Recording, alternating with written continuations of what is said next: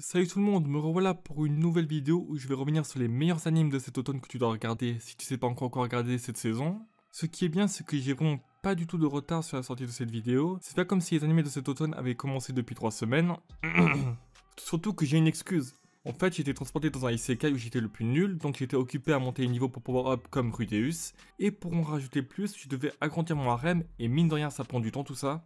Plus sérieusement, après un été où, comme je l'avais dit dans ma vidéo sur le sujet, ça a été vide niveau bon anime, on va être honnête entre personnes de culture, à part Vanitas No Card et Dragon Maid qui sont sortis durant la saison et qui étaient bien, sinon tout le reste était vraiment moyen voire chiant. Heureusement qu'il y a eu des animes comme Tokyo Revenger et Tokyo Eternity qui ont duré jusqu'à août-septembre et qui ont carré notre dose hebdomadaire de bons animés. Et le premier qui vient me dire en commentaire que Kanojo no Kanojo ou je sais plus quoi c'était sérieusement très bien, je le banne de la chaîne tout simplement. C'est bon, ça va 2 minutes ces animés haremesques sous couvert de oui mais c'est Anichi et c'est de l'humour donc c'est bien. Non, c'est pas bien objectivement, ça c'est juste ce genre d'animé que tu regardes quand tu te fais chier et donc tu veux changer les idées et pas te prendre la tête, rien de plus. Bref, dis-toi, j'ai carrément eu le temps de commencer ou reprendre des animés longs, chose que je n'avais pas fait depuis très longtemps comme ici avec la partie 4 de Jojo et à côté Bakemonogatari que j'ai pu découvrir et que je considère maintenant comme une pépite que j'ai fortement sous-estimée justement car c'était un ecchi. Comme quoi, chaque thématique peut être bien exploitée si elle est utilisée à bon escient, dommage que pour un grand nombre d'animés c'est pas le cas. D'ailleurs, il y a de fortes chances que je revienne sur Bakemonogatari dans une future vidéo car c'est une dinguerie cet animé. Bon, on revient sur les animes de cette saison.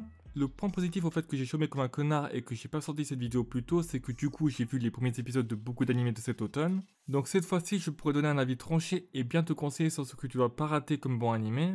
Et non, je ne dirais pas que ça a permis aussi que je ne fasse pas de préjugés sur les animes juste avec le scénario ou sans avoir lu les mangas, car étant un humain parfait, j'ai toujours raison et je me trompe jamais sur ce que je dis. Désolé.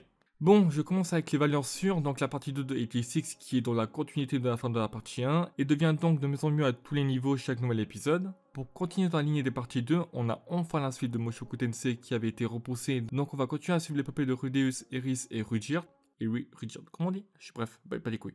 Pas grand chose à dire de plus, sauf que pour un isekai c'est très bien malgré le fait qu'on retrouve toujours les mêmes défauts propres à ce genre, mais je traiterai tout ça en détail dans la vidéo à son sujet. Maintenant, comme nouveauté que je considère déjà comme des pépites de cette saison, il y a Komi-san Can't Communicate, ou en français comme il ne trouve pas ses mots, une romance autant drôle que sérieuse et qui est très originale sur la thématique sur laquelle elle se centre. En fait, grosso modo, t'as cette fille Komi qui rentre dans une école privée et qui est littéralement une bombe, genre tout le monde est en kiff sur elle.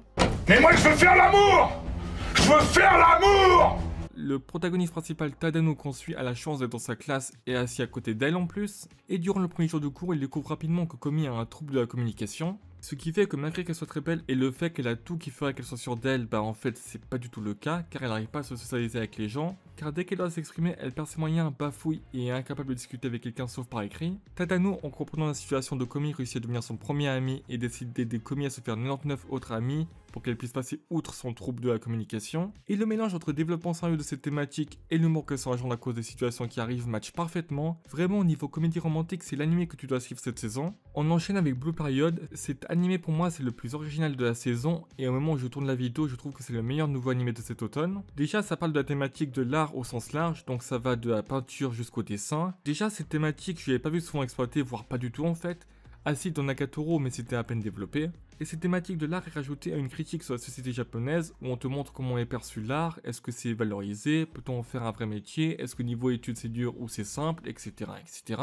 Là j'ai vaguement résumé le tout, mais tu verras ça plus en détail en suivant l'aventure du lycéen Yatora, qui va justement chercher à rentrer dans la seule université d'art de Tokyo. Les deux animés que je viens de te présenter, à part si vraiment ça fait de la merde niveau adaptation, niveau contenu, ce qui est possible même si peu probable, sinon je peux t'assurer que ça devrait être incroyable jusqu'au bout. Finalement, le dernier animé que je valide est Miruko-chan, un slice of horror comique avec un scénario archi simple mais qui passe bien.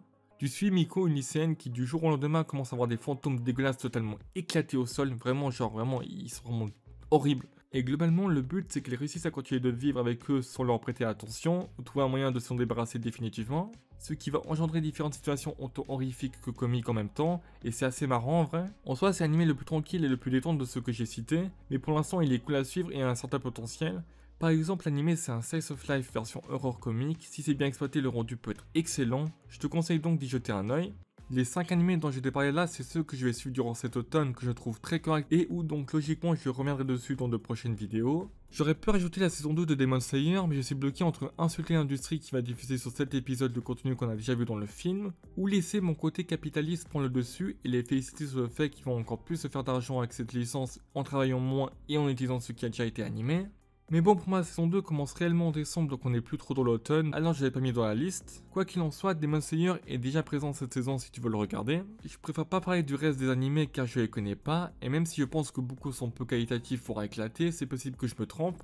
Donc je te laisse une liste d'animés qui font pas mal parler d'eux et que tu peux aller voir ensuite sur Nautilgiant pour plus te renseigner à leur sujet. De ce que j'ai vu qu'il y a comme animé et dont j'aurais pu parler dans cette vidéo, il y a Tect Up Destiny avec une animation en collaboration du studio Mappa et Madhouse qui du coup est très bien animé et peut être correct, même si de ce que j'ai entendu il semblerait que le scénario soit bof. Ou alors The Faraway Paladin, un isekai avec un scénario qui semble pertinent. Et en plus, l'auteur du light novel est hyper investi dans son œuvre, le mec interagit beaucoup avec des fans sur Twitter par exemple. Peut-être que je regarderai ces animes d'ici la fin de la saison pour donner un retour dessus, enfin si je fais pas le chômeur. Je tiens déjà à te dire que les autres animés de cet automne, ça peut être soit de la merde, soit des pépites sorties de nulle part. C'est à toi de te faire un avis dessus et choisir ce que tu veux regarder.